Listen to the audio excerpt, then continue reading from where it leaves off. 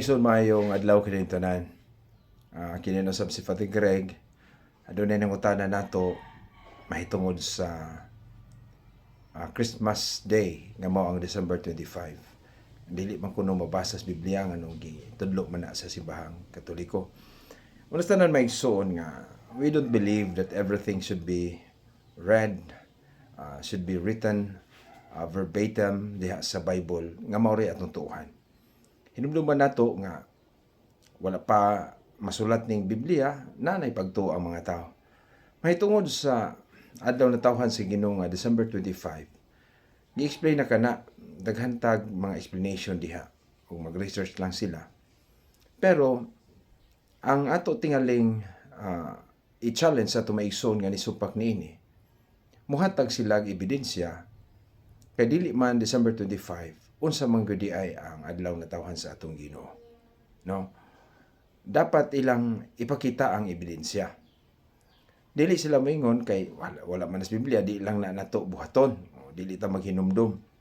Maghinumdum man ganita sa atong mga kagahapon atong mga ginagmay nga mga hitabo sa atong kinabuhi. Unsa pa ka ang adlaw na tawhan sa atong Ginoo. But now I will give the burden of proof sa atong mga igsong nagsupak niini. Kamo kuno hatag og pizza. Kay kung mahimo atong balhinon kanang pizza sa adlaw na tawhan sa Ginoo.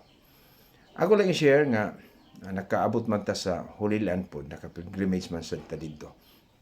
Nangutan ako sa tour guide nato dito nga Israeli gyud. Unsay mahuna-huna aning adlaw na tawhan sa Ginoo December 25. Gani akong gamit ang katarungan ni Brad Eli Soriano nga dili ko no mahitabo nga ang atong Ginoo na tao sa December 25 kay winter kana. Unya niadtong pagkatao sa Ginoo na may mga shepherds, mga magbalantay sa karnero kay didto man ko atong tayma sa shepherd's field, no? Kadtong area nga matud pa didto ang mga shepherd gipakitaan sa anghel. Nagmisa ko didto. Nakarelate ko, nakahuna-huna ko mo akong ipangutanan ni sa among tour guide. Insa nga dili man sa tanang higayon nga snowy ang winter dito. Nay mga winter dito nga kanang walang patak-patak lang. Kanang wala gani snow, nagid po yung walay snow matud pa niya.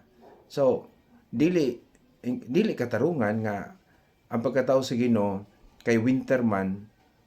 Dili tinuod nga December kay winter mang December. Isa nga dunay mga panahon nga wala gyoy snow.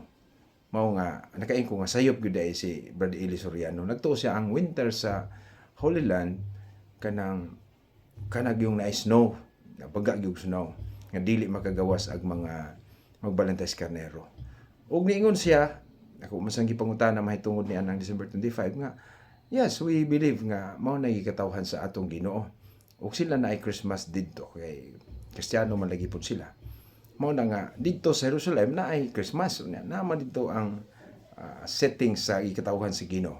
Gani miabot mi dito sa Basilica nga gitukod ni Saint Helen, no. Ang kanang Basilica naa diha ang site diin natawo ang Ginoo, Nativity. Basilica of Nativity. So dito gyud natawo ang Ginoo. So kung pinpoint sila sa adlaw na tawhan o sa dapit nga dito na tawo ang atong Ginoo, wala po'y rason nga dili sila ka point og unsa na mga panahon na. Pero mauli na sa akong giingon, ang burden of proof nga mo pamatuod kay musupak man ang atong maigsoon nga dili December 25, give us the date that is not December 25 aron didto ta magsaulog sa adlaw na tawhan sa atong Ginoo. So mo na akong challenge alang kaninyo mga kaigsuunan nga nagsupak sa December 25 as a birthday of our Lord Jesus Christ.